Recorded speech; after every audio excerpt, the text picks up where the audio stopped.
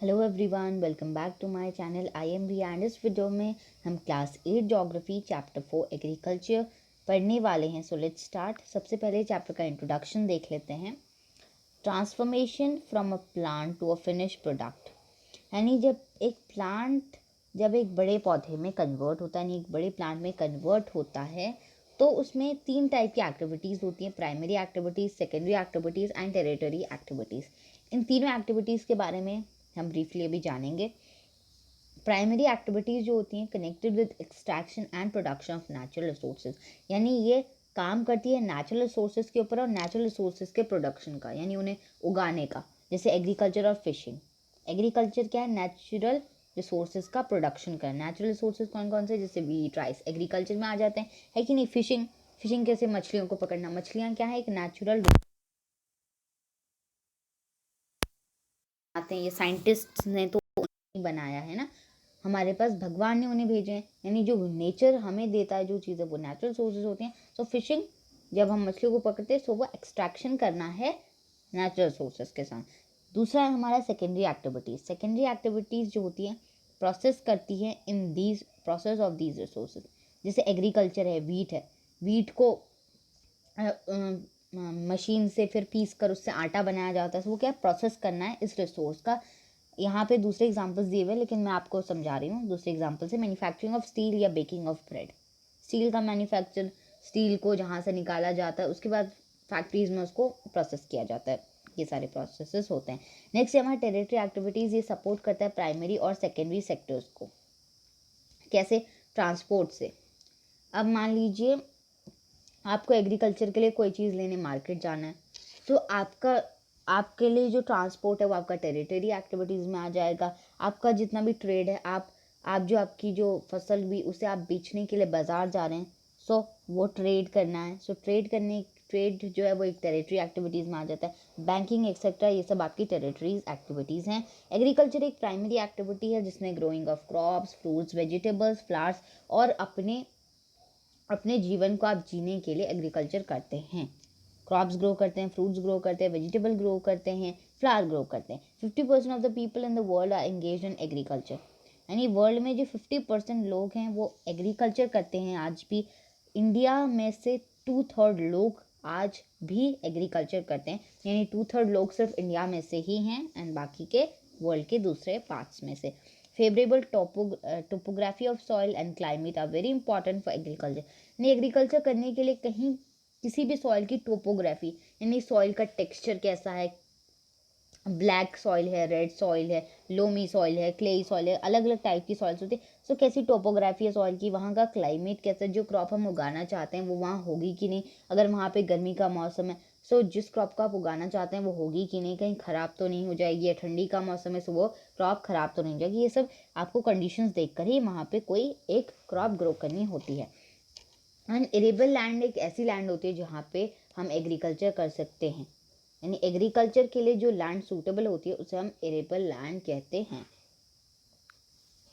Next है हमारा, सो यहाँ पे आपको कुछ वर्ड्स दिए गए हैं जिनके यहाँ पे मीनिंग भी लिखे हुए हैं। आपने ये वर्ड्स बहुत बार सुने होंगे, जैसे agriculture, sericulture, pisciculture, viticulture and horticulture.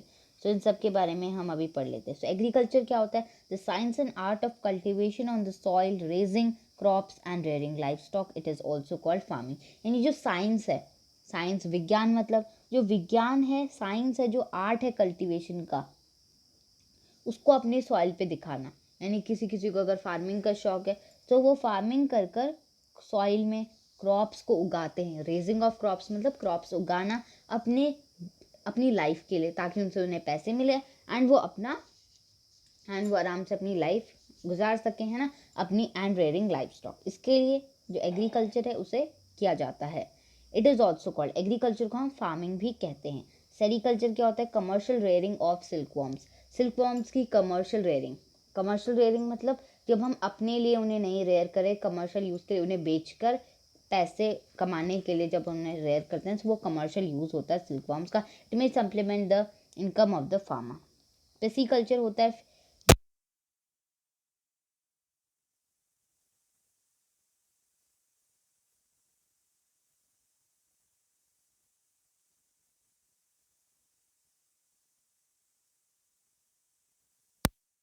Grapes को जब हम उगाते हैं तो उसे हम वेटिकल्चर बोलते हैं। हॉरिकल्चर होता है वेजिटेबल्स को ग्रो करना, फ्लावर्स को ग्रो करना, फ्रूट्स को ग्रो करना कमर्शियल यूज़ के लिए, ना कि अपने यूज़ के लिए। बहुत से लोग वैसे भी उगाते हैं, लेकिन जब हम कमर्शियल यूज़ के लिए उन्हें ग्रो करते हैं तब हम उसे हॉरिकल्चर का नाम देते हैं। नेक्स्ट है हमारा फार्म सिस्टम। फार्म सिस्टम में हमारी 3 चीज़ें आ जाती हैं, इनपुट्स, प्रोसेसेस एंड आउटपुट। जैसा कि मैंने आपको primary, secondary and tertiary activities में बताया था, ठीक है। तो इनपुट्स ये थोड़ा अलग है, मतलब ठीक है। सो ये हमारा क्रॉप से रिलेटेड है कि क्रॉप्स में कैसे फार्म सिस्टम होता है, यानी क्रॉप्स में कौन से तीन सिस्टम होते हैं, input system, process system and output system, ठीक है। सो इनपुट में आपका मशीनरी, यानी जो आप अगर मशीन में ट्रैक्टर मान लीजिए, अगर वहाँ पे टेक्निक्स आ गई हैं, सो सीड ड्रिल का आप यूज़ कर सकते हैं सोइंग के लिए। तो ये सब हमारे इनपुट्स हैं, हम क्रॉप को ये सब इनपुट दे रहे हैं। आप इसे कंप्यूटर से रिलेट कर सकते हैं, जिनके पास कंप्यूटर है वो इसे समझ पाएंगे कैसे। अगर आप किसी चीज़ में, कंप्यूटर में अगर आप किसी फोल्डर को ओपन करते हैं, आपने फोल्डर में क्लिक किया, फोल्डर ओपन हुआ, जब फोल्डर ओपन हो रहा है तो वो प्रोसेसिंग हो रही है। एंड आउटपुट क्या होगा जब फोल्डर पूरी तरीके से ओपन हो जाएगा। इनपुट आपने दिया, फोल्डर में क्लिक कर फोल्डर खुल रहा है, प्रोसेस होना, एंड फोल्डर खुल गया, उसे हम कहते हैं आउटपुट। उसी तरीके से आप इसे भी रिलेट कर सकते हैं कि इनपुट्स क्या हैं जो फार्मर क्रॉप्स को देता है, जैसे मशीनरी है, सीड्स है, केमिकल्स है। प्रोसेसेस क्या है, वो इस ट्रैक्टर से उसकी प्लगिंग करेगा, सीड्स को सो करेगा, केमिकल्स को स्प्रे करेगा, ये सब प्रोसेसिंग कर रहा है वो, और आउटपुट हो जाएंगे आपके क्रॉप्स। अब हमारे इनपुट 2 टाइप के इनपुट्स होते हैं, फिजिकल इनपुट और ह्यूमन इनपुट। फिजिकल इनपुट जैसे sunshine, rainfall, temperature, slope, soil. हमने इन्हें फिजिकल इनपुट्स क्यों बोला, क्योंकि ये सब चीज़ें हम ह्यूमंस नहीं करवा सकते। बारिश हम ह्यूमंस नहीं करवा सकते हैं, धूप हम नहीं ला सकते हैं, टेम्परेचर हम बढ़ा या कम नहीं कर सकते, सॉइल को हम चेंज नहीं कर सकते, ठीक है। नेक्स्ट है हमारा ह्यूमन इनपुट्स। ह्यूमन इनपुट जैसे storage, labour, machinery and chemicals. कैसे क्रॉप की स्टोरेज करनी है, लेबर लाना, मशीनरी लाना और केमिकल्स को लाना, ये सब हमारे ह्यूमन इनपुट्स हैं। ना इसे नेचर कर सकता है, ना ह्यूमन इनपुट्स को नेचर कर सकता है, ना नेचर इनपुट्स को ह्यूमन कर सकते हैं। सो सब अपने अपने काम करते हैं। सो नेक्स्ट आ जाता है हमारा टाइप्स ऑफ फार्मिंग। 2 टाइप्स की हमारी फार्मिंग होती है, subsistence farming and commercial farming. सबसे पहले बात करेंगे सबसिस्टेंस फार्मिंग की। सबसिस्टेंस फार्मिंग होता है जिसमें फार्मर सिर्फ अपनी फैमिली के लिए थोड़ा बहुत खाने के लायक उगाता है। उसमें वो बहुत ही लो लेवल टेक्नोलॉजी का यूज़ करते हैं, यानी ज़्यादा मॉडर्न जो टूल्स है उनका यूज़ नहीं करता। अपने घर के ही जो लोग होते हैं वही काम करते हैं लैंड पे, एंड थोड़ा ही आउटपुट होता है जितना फार्मर की फैमिली खा सके, जितने से उनकी नीड पूरी हो सके। सबसिस्टेंस फार्मिंग में आपकी 2 टाइप्स की फार्मिंग आती है, intensive subsistence farming and primitive subsistence farming. सबसे पहले बात करेंगे इंटेंसिव सबसिस्टेंस फार्मिंग की। स्मॉल प्लॉट ऑफ लैंड, छोटा सा प्लॉट ऑफ लैंड होता है, सिंपल टूल्स होते हैं, लेकिन इसमें क्या लेबर ज़्यादा होता है। हमने सबसिस्टेंस फार्मिंग में पढ़ा था कि हाउस होल्ड लेबर होते हैं, लेकिन इसमें लेबर ज़्यादा होते हैं, यानी बाहर के लोग भी होंगे। राइस इसमें मेन क्रॉप है जो उगाई जाती है, और इस टाइप की फार्मिंग को थिकली पॉपुलेटेड एरियाज में किया जाता है, जैसे साउथ का एरिया, साउथ ईस्ट का एंड ईस्ट एशिया का, south east and east Asia का पार्ट में किया जाता है इस फार्मिंग को। नेक्स्ट है हमारा primitive subsistence farming. Primitive subsistence farming में हमारी 2 टाइप्स की फार्मिंग आती है, एक शिफ्टिंग कल्टीवेशन एंड एक नोमैडिक हर्डिंग। सबसे पहले बात करेंगे हम शिफ्टिंग कल्टीवेशन की। ये कल्टीवेशन थिकली पॉपुलेटेड एरियाज़ में की जाती है, जैसे कि Amazon basin, tropical Africa, south east Asia and north east India. यानी अमेज़न बेसिन में के पार्ट्स में की जाती है, ट्रॉपिकल अफ्रीका में की जाती है, एशिया का जो साउथ ईस्ट वाला पार्ट है वहाँ पे, एंड नॉर्थ ईस्ट इंडिया में, इंडिया का जो नॉर्थ ईस्ट वाला पार्ट है वहाँ पे इस टाइप की फार्मिंग की जाती है, शिफ्टिंग कल्टीवेशन की जाती है। लैंड को क्लियर किया जाता है, यानी पूरी जो ज़मीन है उसे साफ़ कर दिया जाता है, तो पेड़ों को गिराकर या उन्हें जलाकर, जिससे हमारा इन्वायरमेंट पे उस पर बहुत बुरा असर पड़ेगा। एंड ये कल्टीवेशन बिल्कुल भी अच्छी नहीं है हमारे इन्वायरमेंट के लिए। सो जो ऐश होती है, यानी अगर उन्होंने ट्रीज को बर्न कर कर लैंड को क्लियर किया है, सो जो ऐश होगी वो सॉइल में मिक्स हो जाएगी, जिससे सॉइल में फर्टिलिटी आएगी। उसके बाद वो इसमें मेज, यैम, पोटैटोज, कसावा और ये सारी क्रॉप्स को ग्रो करते हैं। आफ्टर द सॉइल, धीरे धीरे जैसे जैसे सॉइल अपनी फर्टिलिटी लूज करती है, उसके बाद जो कल्टीवेटर यानी जो उस सॉइल में अभी तक कल्टीवेशन कर रहा था, वो उस लैंड को छोड़कर दूसरे प्लॉट ऑफ लैंड में शिफ्ट हो जाता है।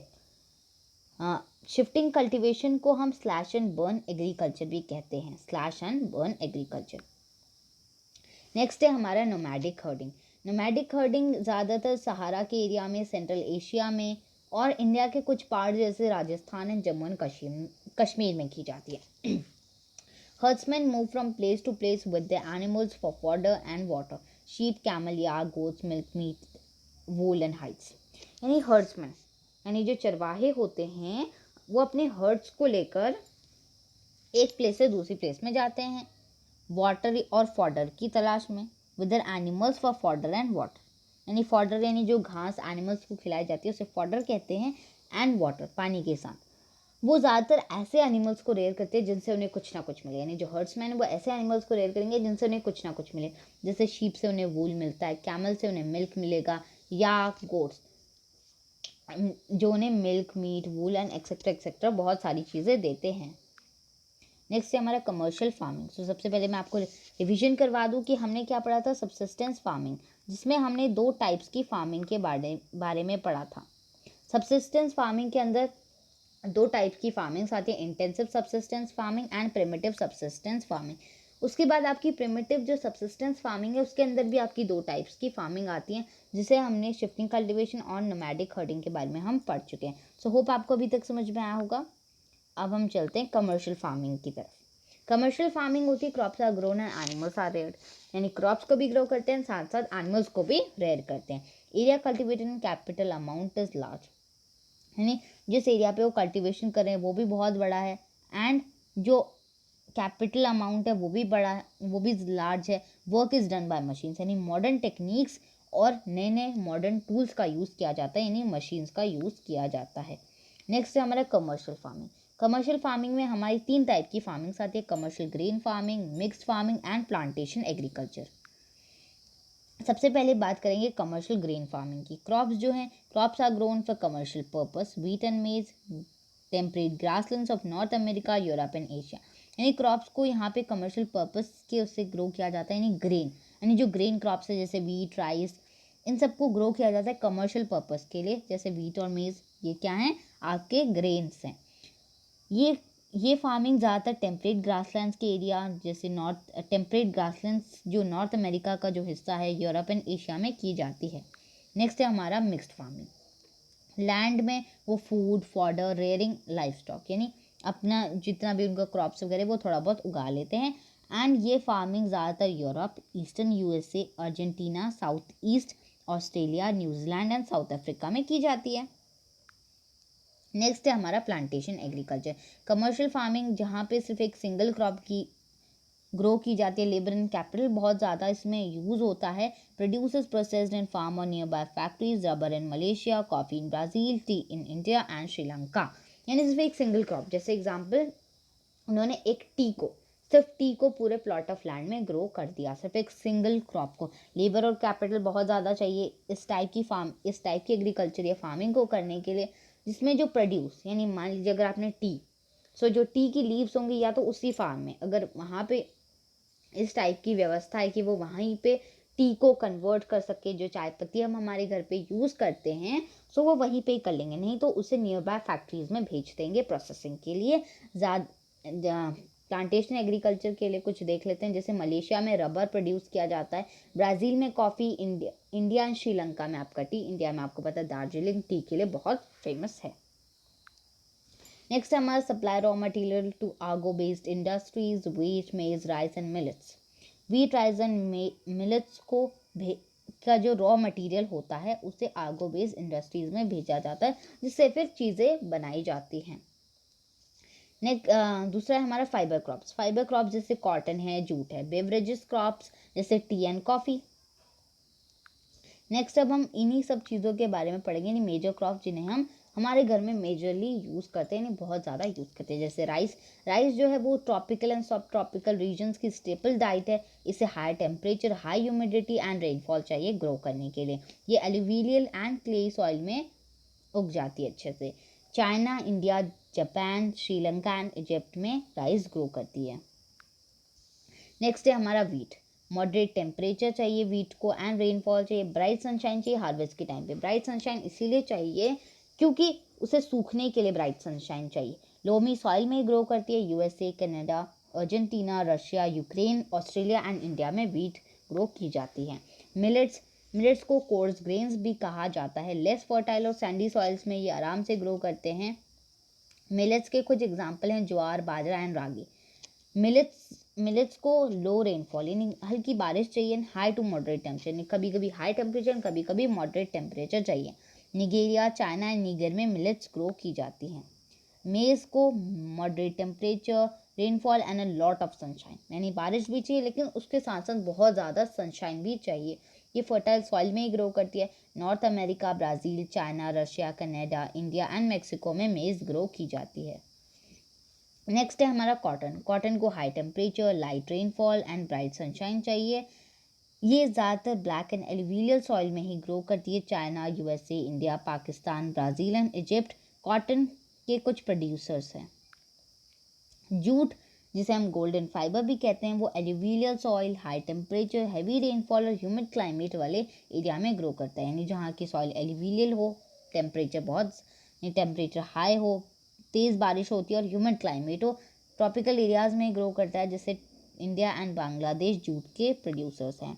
कॉफ़ी है हमारा, जिसे वार्म और वेट क्लाइमेट चाहिए, लोमी सॉइल चाहिए, हिल स्लोप्स यानी जहाँ पे हिली एरिया है वहाँ पे ये अच्छे से ग्रो करती है, जैसे Brazil, Colombia and India. Next है हमारा टी।